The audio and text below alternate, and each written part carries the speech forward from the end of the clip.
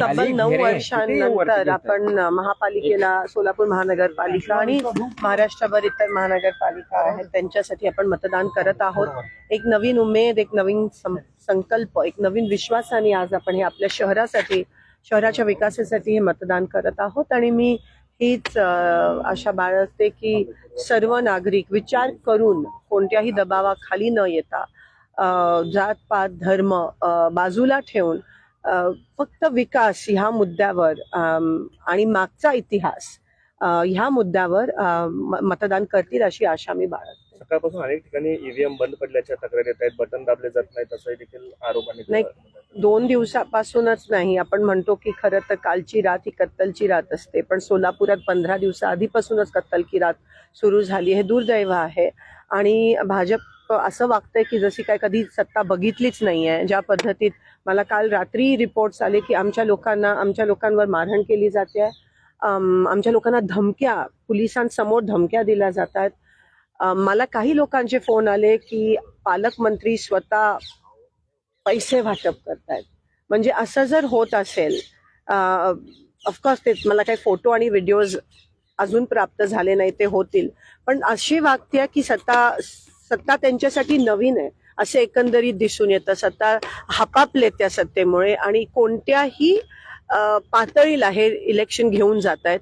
हे खरंच मला देशाचं, महाराष्ट्राचं, सोलापूरचं आणि लोकांसाठी मला खूप वाईट वाटतं. मला असं वाटतं आपण सगळे मिळून ही लोकशाहीची लढाई आणि ती व्यवस्थित लढायला पाहिजे. ही ती सुरुवात आहे. आज महानगरपालिका आणि जेव्हा स्थानिक स्वराज्य संस्थेमध्ये जेव्हा क्रांती घडते तेव्हा मला असं वाटतं सत्ताधारींचा जो अहंकार आहे तो उतरतो आणि लोकच ह्यांना जागा दाखवून देऊ शकतात.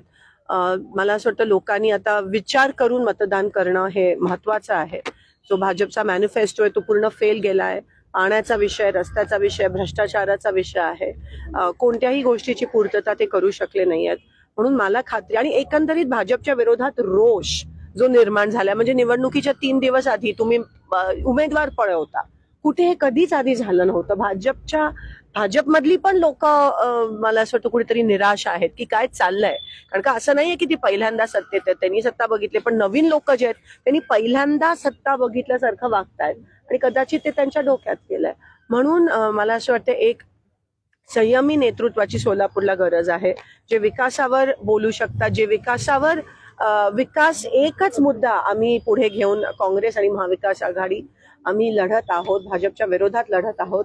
आणि ही खरं तर भाजपच्या नाही पण लोकशाही टिकवण्यासाठी, संविधान टिकवण्यासाठी आणि सोलापूरचा विकास होण्यासाठी ही लढाई आहे. आणि त्या लढाईत नक्की आम्हाला आशीर्वाद आणि साथ मिळेल. तुम्ही गंभीर आरोप पालकमंत्र्यांवरती करताय, पैसे वाटले म्हणून. काल अमोल शिंदेने भाजप आमदार देवेंद्र खोटेंवर आरोप केले होते की त्यांनी देखील पैसे वाटले. मला लोकांचे खूप प्रचंड प्रमाणात फोन आले की असं होताना दिसतंय. म्हणजे काही ठळक वॉर्डात जिथे आमचे ठळक जुने नगरसेवक उभे आहेत तर ते खोटं नाही सांगत. आणि सगळेच काल त्या ठिकाणी मी सीपीना पण अनेकदा त्या ठिकाणी आव्हान केलं की तुम्ही अनबायसली तुम्ही सगळीकडे बंदोबस्त लावा. सेटलमेंट सारखं सेन्सिटिव्ह ठिकाण आहे तिथे आमच्या लोकांवर मारहाण केली आली. डायरेक्ट आमच्या युथ काँग्रेसच्या अध्यक्षाला धमकी देण्यात आली की मी तुला खलास करीन भाजपच्या लोकांकडून.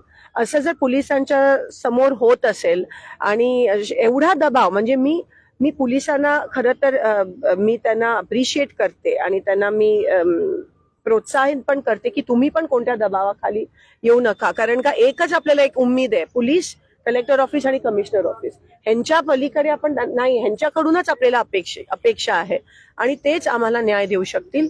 आज पूर्ण दिवस त्यांनी नीट सगळीकडे टाईट बंदोबस्त करून हे इलेक्शन आतमध्ये पण आपल्याला दिसतंय, पोलिंग बूथ मध्ये पण दबावाचे वेगळे तंत्र चाललेत, अटेन्शन डायव्हर्ट होण्याचे वेगवेगळे. आज तुमच्यावर पण त्या ठिकाणी आरोप करण्यात आला आणि बरं झालं तुम्ही त्या ठिकाणी त्यांना सांगितलं.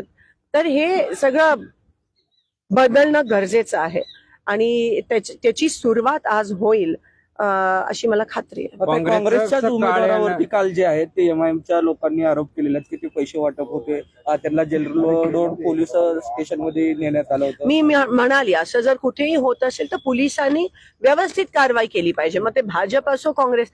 आता तुम्ही पालकमंत्र्यावर करत नाही आहात तर मग काय म्हणावं. मग सगळ्यांवर हे आणि झालीच पाहिजे. लोकशाही पद्धतीने निवडणूक लढली पाहिजे असं जर कुठेही होत असेल तर पोलिसांनी एक बाजू घेऊन दुसरी बाजू हे करणं चुकीचं आहे. सगळ्यांची बाजू सारखी आणि असं जर कोण करत असेल तर नक्की त्यांच्यावर कारवाई झाली पाहिजे, त्यांच्यावर FIR झाला पाहिजे. निवडणूक आयोगाने त्याची दखल घेऊन योग्य तो निर्णय घ्यायला पाहिजे. नागपूरमध्ये निकालाचा दिवस आहे, काय निकाल असणार आहे? मी सांगितलं, मला उमेद आहे आणि मी आशा बाळगते की विकासाच्या बाजूने हा निकाल येईल. नागपूरमध्ये कुठेतरी काँग्रेसचं कार्यालय जाण्याचा प्रकार हे मला आता तुमच्याकडूनच कळतंय. नाही, ठिकठिकाणी असं काही मशीन्स बंद पडल्यात, जिकडे हाताचे चिन्ह आहे ते बटन चालत नाहीये. उगाच आतमध्ये येऊन बीजेपीचे लोक आमच्या लोकांना दमदाटी करतायत. काँग्रेसचं ऑफिस जाऊन हे जेवढं करतील तेवढं आमच्यासाठी बरं आहे. तर पालकमंत्री जे आहे रात्री 10 नंतर जे आहे आचारसंहिता असताना देखील चहाच्या टपरी बरोबर दिसतानाचे फोटो सोशल मीडियावर व्हायरल झालेले आहेत, त्याच्यावर काय सांगा? हे तुम्ही मला आता तुमच्याकडून कळतंय. मला आता कोणीतरी विचारलं की ही न्यूज माझ्याकडे रोज येतेच आहे, काल काय झालं आणि ते काय करतायत. आणि हे जसं मी म्हणाली, हे सगळं त्यांच्यासाठी नवीन आहे, त्यांनी कधी बघितली नाहीये, ते त्यांच्या डोक्यात केलं आणि त्याचा गैरवापर ते खूप मोठ्या प्रमाणात आपल्याला मिसयूज खूप मोठ्या प्रमाणात होताना दिसतोय, खास करून सोलापूर. नवीन आहे सत्ता त्यांच्यासाठी आणि सत्तेचा अहंकार त्यांच्या डोक्यात चढला. त्याचा गैरवापर हे लोकांवर दबाव आणण्यासाठी साम दाम दंड याचा उपयोग करत आहेत आणि लोकांना कळून चुकलं. पोलीस प्रशासनाचा दुरुपयोग केला जातो का? 100% पोलीस प्रशासन असेल, तुमचे निवडणूक आयोग असेल, सगळ्याचा दुरुपयोग ह्या ठिकाणी होत असताना आपल्याला दिसून आहे. आणि म्हणून मी अधिकाऱ्यांना विनंती करते हात जोडून, अभ्यास करून IAS असतील, IPS असतील, खूप कष्ट करून संविधानाची शपथ घेऊन तुम्ही इथपर्यंत आलात. तुमच्याकडेच आम्हाला आता आशेचं किरण दिसतं. कृपया तुम्ही या देशाच्या जनतेला हिंमत द्या.